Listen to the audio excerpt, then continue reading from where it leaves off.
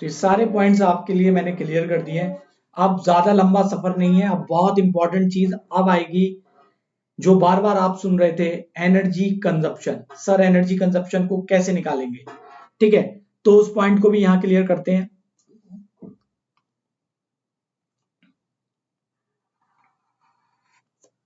Specific energy consumption. बेटा ये जो स्पेसिफिक एनर्जी को कंजप्शन होता है, it is defined as the total energy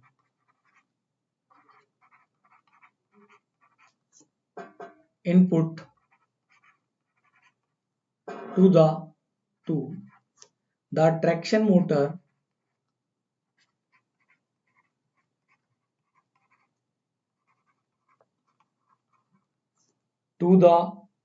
motor from supply।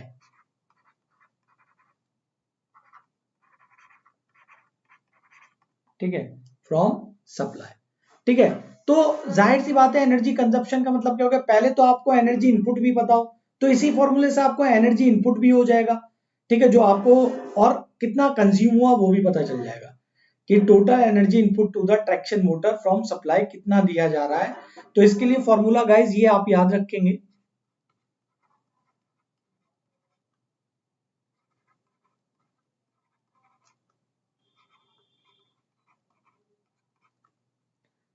Output of driving Excel जो पिनियन पर आया था, ठीक है, याद रखा, मोटर से जो ट्रैक मोशन हुआ वो पिनियन पे ही तो गया। पिनियन से कहां गया था? एक्सेल पे गया था।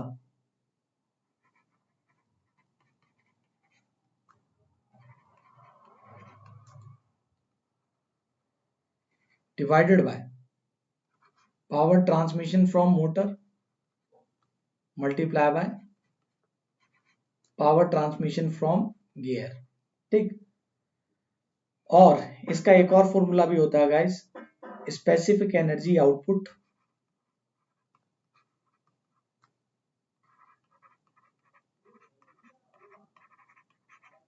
अब तक फिलहाल न्यूमेरिकल नहीं आया है कोई इस पे।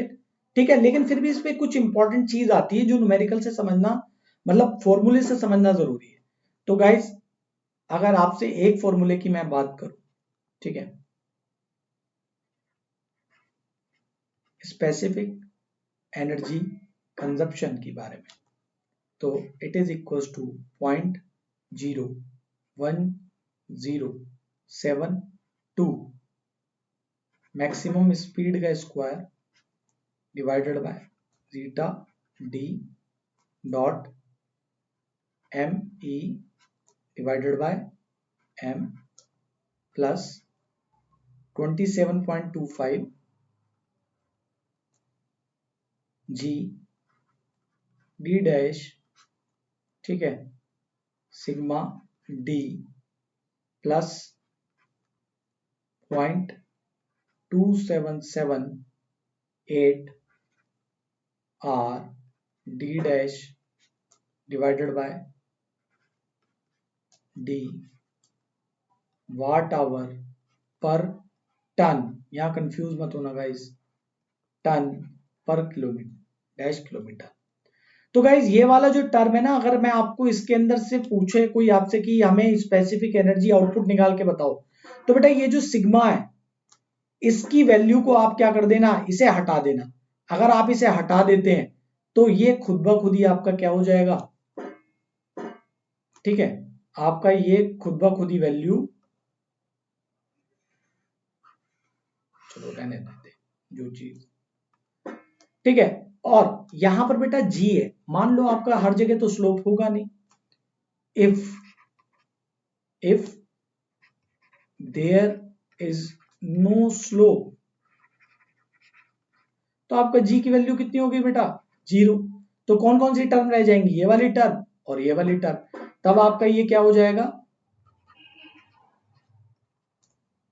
It is equal to 0.01072 Vm square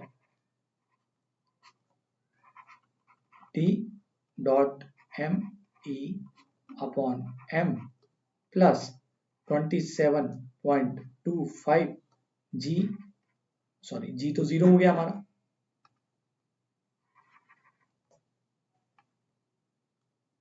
0.2778 r d dash,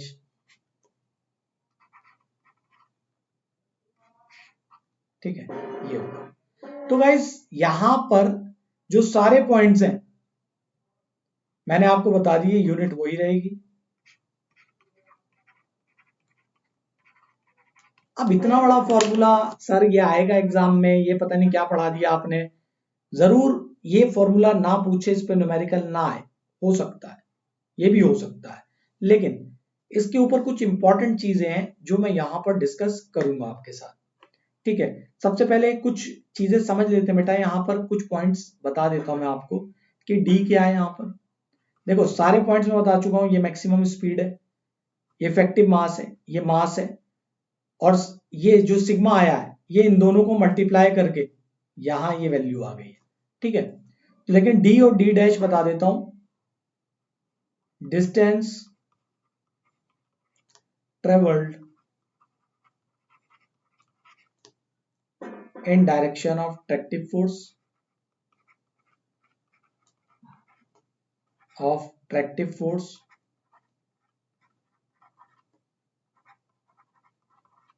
और d डैश क्या है, कितने समय के लिए टोटल डिस्टेंस के टाइम पावर ऑन रहती है, टोटल डिस्टेंस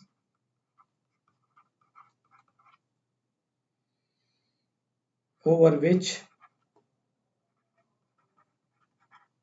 पावर ऑन।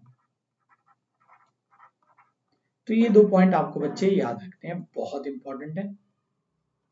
लेकिन इस पे क्वेश्चन क्या बनता है कि ऐसे कौन से फैक्टर हैं जिसपे स्पेसिफिक एनर्जी कंजप्शन डिपेंड करता है, आओ उसे डिस्कस करते हैं।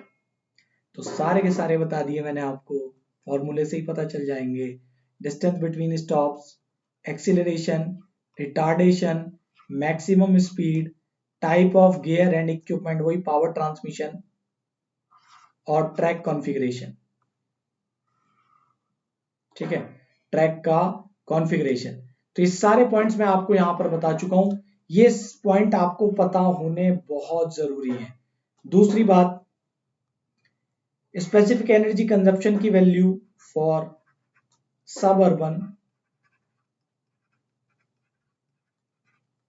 services is 50 to 75, देखो कितना आपको आउटपुट इनपुट देना पड़ रहा है, वाट आवर पर टन किलोमीटर, ठीक।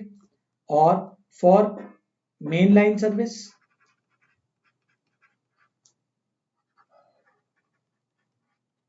अब यहां पर एक्सीलरेशन रिटार्डेशन कम है, तो इसलिए यहां पर एनर्जी का कंजप्शन भी कम है ना, 20।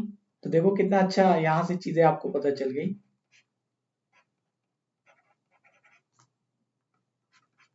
ये एग्जाम में चीजें पूछी जाती हैं, बहुत इंपॉर्टेंट है, मैं इस पे पर्सनली इंपॉर्टेंट मार्क कर रहा हूं, ठीक।